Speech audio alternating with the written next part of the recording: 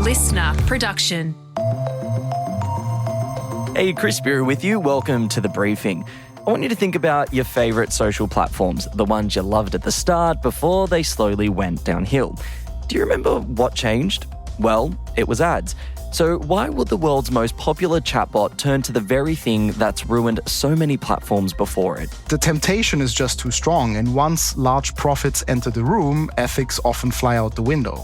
That deep dive into the new changes coming to ChatGPT is coming up in the second half of this episode. First though, let's get into the headlines with Sasha Barbagat. It's Thursday, the 29th of January. Hey Chris, authorities have confirmed they are treating the bomb scare at an Invasion Day rally in Perth as a potential terrorist act. Police allege a 31-year-old man who can't be identified for legal reasons lobbed a homemade device containing screws, ball bearings and explosive liquid into a crowd of about 2,500 people in the heart of the city's CBD on Monday. Authorities this week describing the incident as a potential mass casualty event had the device exploded on impact like it was designed to. The Perth man faced court yesterday charged with intent to cause harm and making an explosive device with suspicious intent. But in a statement released last night, state and federal police, as well as our domestic security agency, ASIO, say they haven't ruled out adding more charges, confirming a joint counter-terrorism team is investigating the incident. The man did not apply for bail and has been remanded in custody. He's scheduled to appear in court again next month. There's been a lot of discourse around this as well from the Indigenous community. Melandiri McCarthy has described it as sickening. First Nations Australians, all Australians should be able to gather peacefully without fearing for their safety. And we've also heard from Independent Senator Lydia Thorpe. Now, she's asked for a comprehensive inquiry to find out if there were any policing or intelligence failures that led to this happening, Chris. Yeah, we've also heard from the Prime Minister. He's described it as quite shocking, the incident as quite shocking. And we also know that the WA Police Commissioner has met with Aboriginal leaders over their, justifiable concerns about community safety. And there's over 700 rallies that are held in Western Australia each year. And for that to happen at an Indigenous rally, particularly on the 26th of January, is a total disrespect of the First Nations people of this country. That was Director of First Nations Suicide Prevention Group, the National Suicide Prevention and Trauma Recovery Project, Megan Krakow, speaking on the ABC there. So like we mentioned, now with ASIO involved, they will continue their investigation, this joint counter-terrorism investigation, and we're going to have to wait and see if further charges are laid. The Prime Minister is preparing to go toe-to-toe with the states and territories over his government's gun buyback scheme. Anthony Albanese will sit down with premiers and chief ministers at a national cabinet meeting tomorrow. Now, it was originally organised to discuss health funding, but the new gun legislation is apparently set to dominate. Now, these laws passed Parliament last week and included a requirement for the states and territories to go 50-50 with the Commonwealth in footing the bill, which is set to cost hundreds of millions of dollars. Yes, Queensland and the Northern Territory, both Liberal held, have already refused to be part of it if they have to pay. Tasmania, also held by the Libs, has stopped short of endorsing the buyback, which was rushed through in response to the Bondi terror attack. South Australia's Labor government too, they've also flagged issues with the cost and logistics of the program. Meantime, still in politics, we've got an update on the continuing drama that is the federal coalition. Liberal leader Susan Lee claims her Nationals counterpart turned down an offer for last-minute peace talks before Parliament resumes next week. So in a letter to her party sent out yesterday, Lee wrote, quote, "I reminded him that we are the stewards of two great movements that exist to serve the Australian people and that maintaining a strong and functioning relationship between our two parties is in the national interest." Yeah, and that comes after David Littleproud was rocked by news of an impending spill within his party, launched by unlikely backbencher Colin Boyce. The Nationals leader says he wants to get through that process before sitting down with Susan Lee, and a party room meeting of the Nationals to hear the spill motion will likely be called this week. Yeah, and the talk is, what are the Nats going to do? Some within the party think it'd be political suicide to split with the Libs. Some people are saying, well, they should just join with One Nation. Pauline Hanson, she is keeping her cards very close to her chest, though. She says she's not interested in opportunistic MPs making the switch to her party, One Nation. There's talk Boyce might do that if he fails in this leadership spill. So as always, time will tell with this. Interesting that Susan Lee says that David Littleproud didn't want to meet. He says he wants to respect the party room process. So we'll have to wait and see. Overseas now, where Donald Trump has threatened a major attack on Iran if a deal over its nuclear ambitions isn't reached. In a post to Truth Social, the US president warned the Iranian government that, quote, time was running out and that a strike by US forces would be far worse than its most recent attack, which saw US stealth bombers hit Iran's nuclear facilities during its 12-day war with Israel back in June last year. Now, this is the latest threat from the US president, who has been promising intervention over the country's violent crackdown on anti-government protests. Now, these are believed to have led to the deaths of somewhere between 6,000 and 30,000 people. The information getting out of the country is limited at the moment because there's been that telecommunications blockade.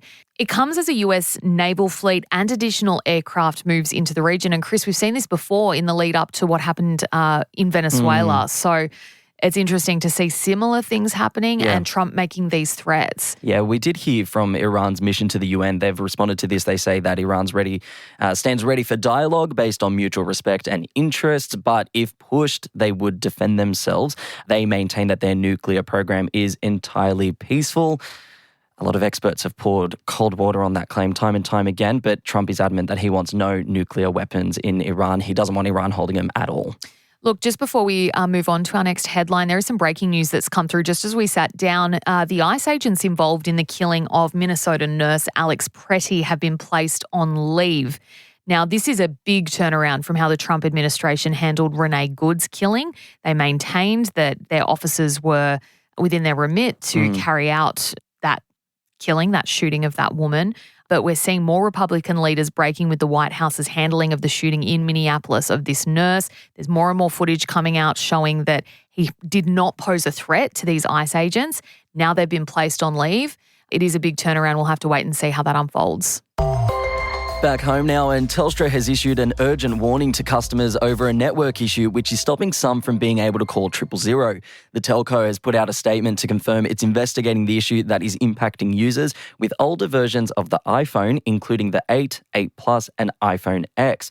Apparently, the issue has come about for customers who have recently installed new Apple updates on their phones. Some of these users are unable to make or receive any calls, including those to emergency services. Telstra says it is working with Apple to try to resolve the issue. Optus has come out to say it's not having the same issue, but we are seeing this become worryingly more common. We saw last year an Optus outage stop customers from being able to call 000, and currently 3 deaths that arose around that time are being investigated to see whether that is to blame, the fact that these people could not get through to emergency services. Now, according to a statement on Apple's website, this software update, which was released this month, was actually intended to prevent this kind of issue for iPhone users in future network outages. So, lots to look into here. And also, we're talking about the iPhone 8, 8 Plus and X, like the iPhone 10. These are not old models. When we've spoken about this in the past, they've been quite old models that only connect to the 3G network or the 4G network. We're talking very modern technology here that's being impacted. So I guess the word of advice now is to check, your device, make sure that it can be connected, and check also in on the elderly or your grandparents and stuff like that, and make sure that their devices can be connected as well. And Novak Djokovic has escaped a serious scare to advance through to the Australian Open semi-finals, only making it through, though, after his opponent retired injured. The Joker had dropped 2 sets, but in the third, Lorenzo Musetti suffered a suspected adductor tear in his right leg and he couldn't finish. I feel really sorry for him, and he was a far better player. I was on my way home tonight. That was Djokovic speaking on 9 there, while 2-time defending champ Jannik Sinner has cruised into the semi-clash against Djokovic after downing Ben Shelton. Meantime, in the women's quarter yesterday, Elena Rybakina downed Iga Swiatek to advance into the semis. She'll play American Jess Pegula, who won her quarterfinal clash against fellow American Amanda Anisimova. That clash is today, along with the other women's semi between Arina Sabalenka and Elena Svitolina. Today, a bit of fun as well, with Leighton Hewitt and Mark Philippoussis teaming up for a Legends double match. Yep, lots more fun to happen at the AO. It's nearly over, though. I think the last match is on Sunday night, so enjoy it while it lasts, everyone. And look, quickly, we talked about this yesterday. There's a bit of discourse around player privacy, and that continued with Iga Swiatek, who was asked about it yesterday. Now, a quick reminder. So Coco Gauff was filmed smashing her racket in the tunnels, and she was upset that she thought she was out of any sort of public eye. She didn't think she was being filmed. She needed to let out that emotion. And she's like, man, like I thought we need to have a bigger conversation on this. So all the players were asked about it yesterday. Iga Swiatek had this to say. Are we tennis players or are we like animals in the zoo where they are observed like even when they poop, So, okay, that was exaggerating, obviously, but it would be nice to have some privacy. So, yeah, and Djokovic also commented saying he empathizes with her and he goes, it's sad, you can't basically move anywhere and hide. Can I say something? When I heard this audio from Iga, I was like, I felt a little bit bad because yesterday I was like, ha ha he ha ha ha, love this footage. I stand by what I said. I love the footage. I love seeing the footage. I think it's funny. I do see their point about, not being able to breathe without someone making commentary or looking at it or taking a screenshot and posting it to socials. But also, you're making hundreds of thousands of dollars with this sport. Millions. It is millions. It is so... I don't want to say it's hard to have sympathy, but when they do say this, you're kind of like, okay. Like, yeah, sure, they can feel that way, but I think they're being pretty measured with it. Like, they're not coming out and being like, well, we need to stop the cameras. So we'll give them a bit of grace. Yes, but yeah, I'm sure they'll be fine sleeping on their bed of money. That is it for the headlines today. Coming up next is Chris's deep dive looking into the big change that is coming to ChatGPT. Why you need to know about it, that's up next.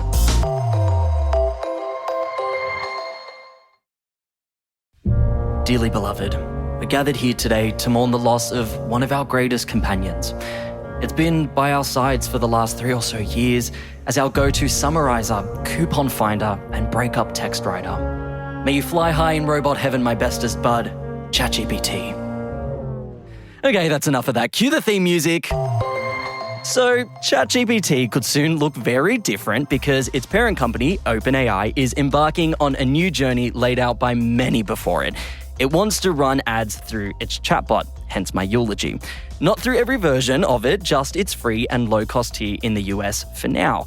And while the tech company says it won't sell user conversations or let ads influence any of its answers, we have some pretty strong precedent to suggest that that just won't be the case. Dr. Raffaele Ciriello is a senior lecturer in business information systems at the University of Sydney, and he joined me now. Dr. Raffaele, welcome back to the briefing. To start us off, can you walk us through this latest announcement by OpenAI? Yeah, so OpenAI announced on Friday, the 16th of January, that they are going to trial ads in the United States. And for the time being, they have announced that this will only affect the free and the low-cost Go version, not the Pro, Enterprise, or Business subscriptions. They've made a number of promises on what they are going to do and not going to do. So, for instance, they committed to clearly separate advertisements from chatbot responses. They promised that ads are not going to influence the chat output. They committed to not showing under 18-year-olds any ads and to avoid ads around sensitive topics like health, mental health, or politics. And now this was widely regarded by industry observers as a predictable and quite concerning move, despite the reassurances. For one thing, like most AI companies, OpenAI is still running substantial losses, right? So the industry is burning enormous amounts of venture capital. OpenAI alone itself has expected to burn an estimated 115 billion US dollars over the next 5 years. OpenAI largely relies on a lot of venture capital and government support. And so they need a scalable revenue model quickly. And targeted advertising is just the obvious answer here because we've seen it in social media, right? 15 years ago, Facebook, Instagram, and so on were at the same point. They had massive audiences, massive user bases, but no profits. And the question was, well, how are they going to make money and build a sustainable business? And the breakthrough came with targeted advertising. Well, generating revenue from ads is not this new concept in any shape, way or form. Even when social media platforms adopted it, it's very much a model that they took from mainstream media. I do want to ask you, though, what were the key lessons that we did learn when social media platforms adopted this revenue model that we should be taking stock of now that ChatGPT will be running ads?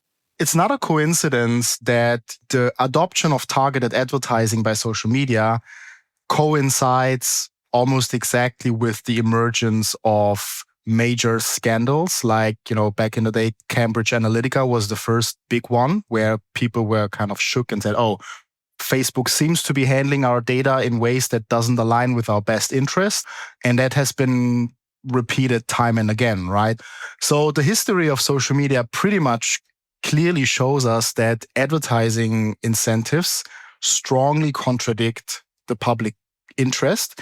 And with the chatbot industry just getting started, it's easy to see how all these noble promises that, OpenAI is making now probably are not going to be hold for very long, because Meta has, repeatedly, time and again, has promised they're going to do this, they're going to do that, they're going to do content moderation, they're going to